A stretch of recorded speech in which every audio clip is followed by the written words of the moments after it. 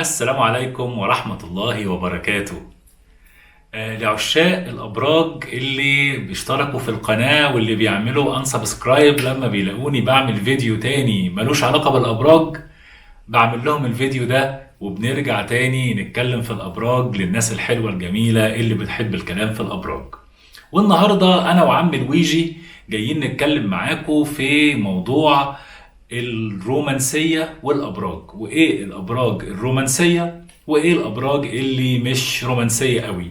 وهنعدي كده على الأبراج كلها ونشوف طريقة تعبير كل برج عن الرومانسية وعن الحب، وإزاي إن هي ممكن تكون بتختلف من برج للتاني، سواء كان راجل أو سواء كان ست. فهو موضوع طويل، أنا هتكلم معاكم كده وأشوف لقيتني مطول ممكن اعمل جزء تاني منه، لقيت ان انا هقدر المه في الكام دقيقه اللي جايين دول يبقى هتكلم في الفيديو ده بس. طيب خلينا نحط قاعده في موضوع الرومانسيه ده، انه في ترتيب على حسب ماهيه او نوعيه الابراج. يعني في الابراج المائيه، في الابراج الهوائيه، في الابراج الناريه، وفي الابراج الترابيه.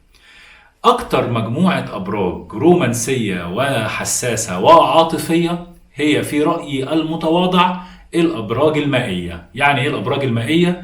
يعني السرطان والحوت والعقرب. الناس دي يا جماعة ناس حساسة جدا، ناس مشاعرها فياضة جدا، وإن كانوا بيختلفوا التلاتة دول في طريقة تعبيرهم عن الحب من واحد للتاني. بمعنى إنه هنلاقي انه السرطان اكترهم تعبيرا بالكلام، واكترهم مشاركة لمشاعره مع الطرف الاخر بالكلام وبالافعال كمان. ولكن الكلام عند السرطان مهم، والتواصل عند السرطان مهم، والسرطان دايما بيبدع في التواصل وفي التعبير عن مشاعره. هنلاقي الحوت بيجي بدرجة أقل شوية من السرطان في موضوع التعبير عن مشاعره، ولكنه برضه حساس جدا، ويمكن يعني يكون هو أكترهم رومانسية بشكل حالم شوية، بشكل إنه زي ما قلنا زمان الحوت دايما في عالم خيالي هو عايش فيه، الحوت دايما في عالم هو بيتمنى إن هو يكون موجود فيه. فلما بيلاقي شريك حياته او لما بيحب يشوف العالم الخيالي ده، فهتلاقي تطلعات الحوت دايما في العلاقات العاطفيه تطلعات كبيره، الحصان الابيض والورد وكل الافكار الورديه دي.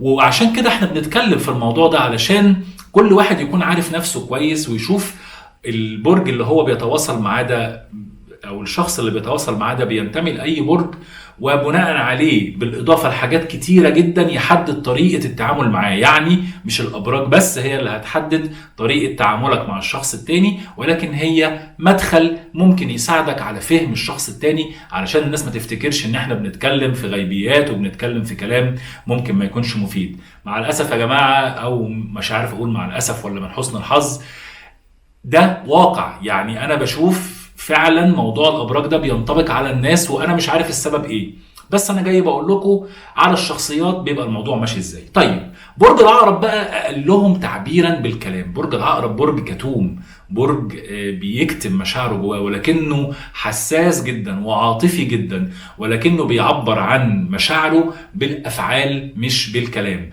بيعبر باكشنز اقل منها من ان هو بيعبر بالكلام او بيقول لك كلام. العقرب مش يعني زي ما في ناس بتقول كلامه دبش، كلامه كده يعني ملوش في تزويق الكلام، ملوش في المجاملات، صريح واضح امين. اللي عاجبه بيقول عاجبني، اللي مش عاجبه بيقول عاجبني، ما عندوش حته المجاملات دي. فلك ان تتخيل بقى انه لو مثلا راجل عقرب مع ست سرطان، لا ممكن الموضوع يكون صعب ان يكون في بينهم توافق، علشان طبعا هي هتكون مستنيه تسمع كلام حلو وهتقول له كلام حلو، هو مش هيقول الكلام الحلو اللي هي مستنياه، ولكن هيعبر بالافعال. هل معنى كلامي ده انه ما ينفعش يكون في علاقه بين راجل العقرب وست السرطان؟ لا ممكن. ليه؟ لان زي ما قلنا في عوامل تانية كتير بتحدد نجاح او فشل العلاقه، وعشان كده احنا بنتكلم في الفيديوهات في سيكشنز كتيره جدا عن موضوع العلاقات. طيب ندخل بقى على تاني مجموعه في الرومانسيه وفي الحب وفي التعبير عن الرومانسيه، وهي الابراج الهوائيه.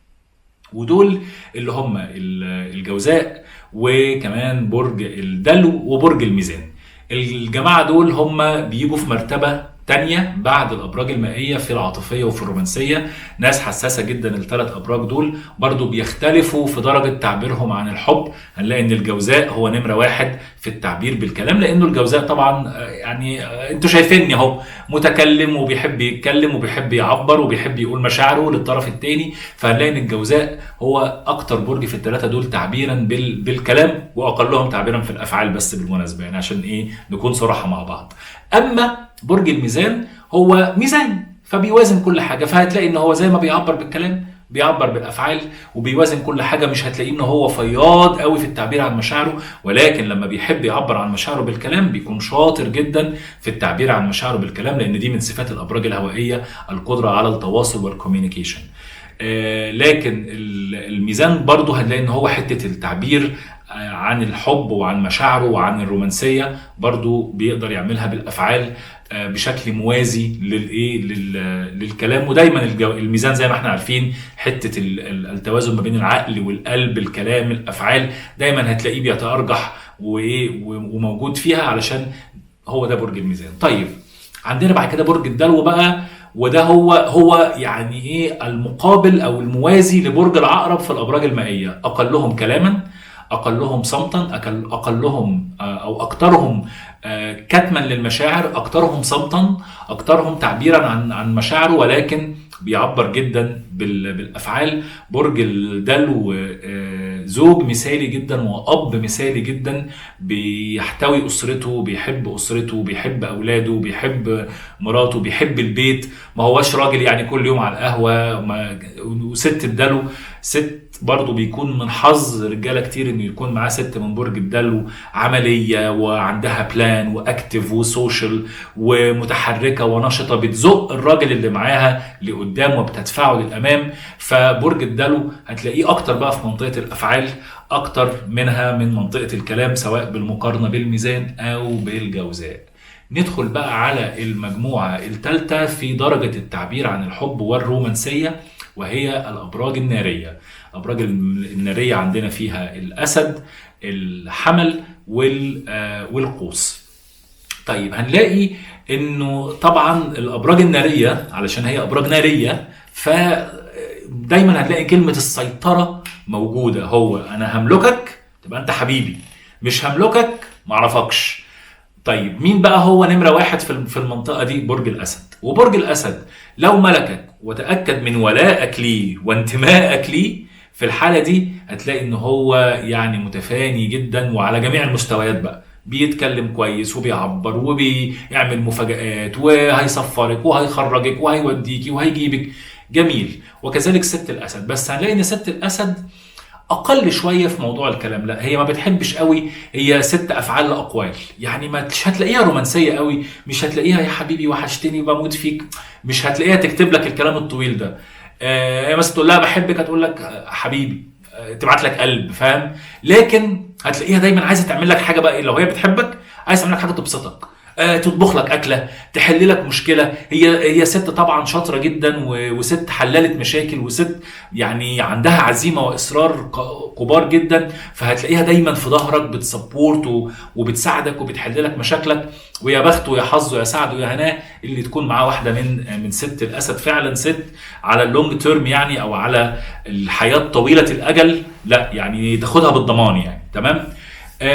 هنيجي بعد كده لبرج القوس. هو برج القوس بقى اكترهم في الابراج الناريه، اكترهم التعبير عن الحب، وبيعبر بالكلام كويس جدا ولبق جدا، ولذلك هنلاقي انه بيتوافق مع الجوزاء، لانه بيلاقي حته التعبير دي كويسه جدا عند الجوزاء. بلس طبعا انه بيكون في بينهم كيمياء في العقل وفي الكلام، فهنلاقي في بينهم توافق كويس جدا. برج الحمل طبعا، هو برج الحمل بقى ده تريكي شويه، لانه هو برج هو اكترهم حساسيه.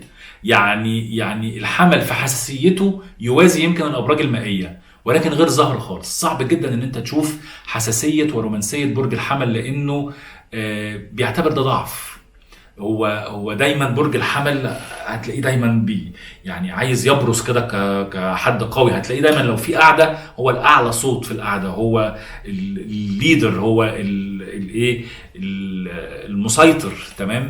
طبعا لا ينافسه في ذلك في الابراج الناريه، ويمكن في الابراج عموما الا برج الاسد في موضوع الايه، في موضوع السيطره ده.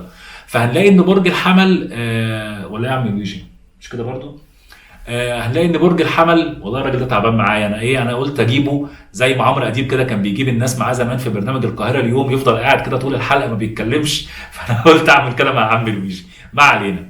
فهنلاقي ان برج الحمل، لا هو برج الحمل عطوف وحنون جدا، ولكن ده ما بيكونش ظاهر لدرجه انت تتخيل هو ايه ده، يعني ده في كل حاجه بالعقل كده، ولكن لا. وبعدين زيه زي الدلو، هو اب مخلص ومتفاني جدا لاولاده، فبرضه على اللونج تيرم كويس. ولكن هيعيب بقى برج الحمل في العلاقات الرومانسيه هي الصدام والكلاش، هو بيتنرفز بسرعه، ولما بيتنرفز بيخبط وبيرزع وبيهدى في ثواني، وبيندم وبيزعل ان هو غلط، ويمكن يعتذر كمان في بعض الاحيان مش في كل الاحيان لو الشخص ده مهم جدا بالنسبه له.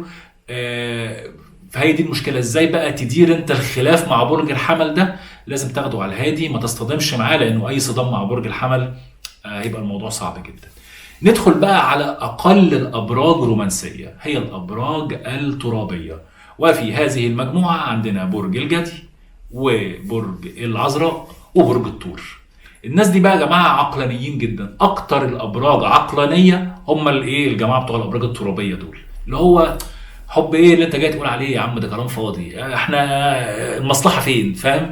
فالناس دي لا، الناس دي عمليه، يعني العقل عندها بيغلب على العاطفه. اكترهم تعبيرا عن المشاعر في الثلاث ابراج دول هنلاقي يعني منافسه شديده ما بين الثور والعذراء، بس انا ممكن اقول الثور اكتر شويه من العذراء، لانه الثور متكلم اكتر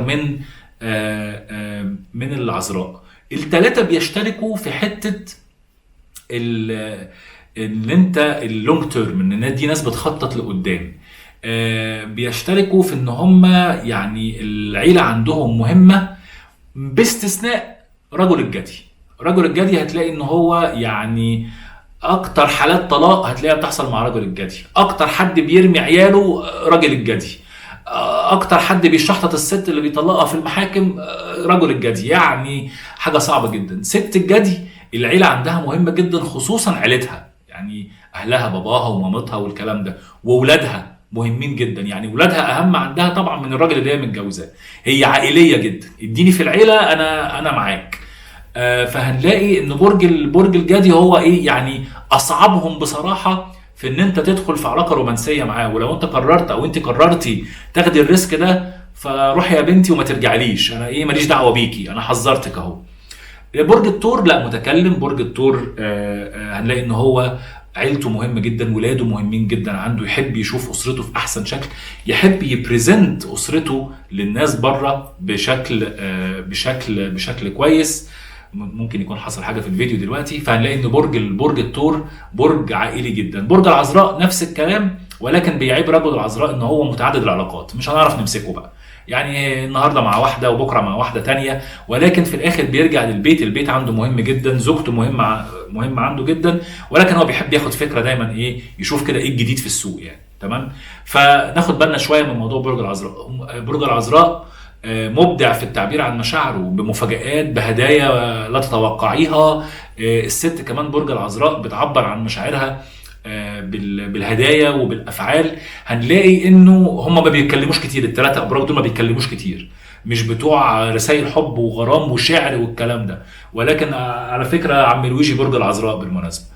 فهنلاقي ان هم مش بيتكلموا كتير، ولكن هم بيعبروا الثلاث ابراج دول بالافعال اكتر، وهم اقل الابراج تعبيرا بالكلام، اكتر الابراج تحكيما للعقل، اكتر الابراج اللي ممكن يكون روحها في حد وتسيبه علشان شايفه انه ما ينفعش ومش هينفع نكمل مع بعض. فدي كانت كده ايه نبذه لما لكم ال 12 برج عن موضوع الابراج والرومانسيه. قولوا لي في التعليقات ايه البرج اللي انتوا بتسالوا على التوافق معاه، لو انت مرتبطه بواحد او لو انت مرتبط بواحده، علشان اعمل لكم فيديوهات اقول لكم على موضوع التوافقات ده. وقولوا لي ايه رايكم في الكلام، بتتفقوا او بتختلفوا. ومعلش مواليد برج الجدي ما تزعلوش مني، انتوا عارفين ان انا بعزكم قوي من زمان. السلام عليكم.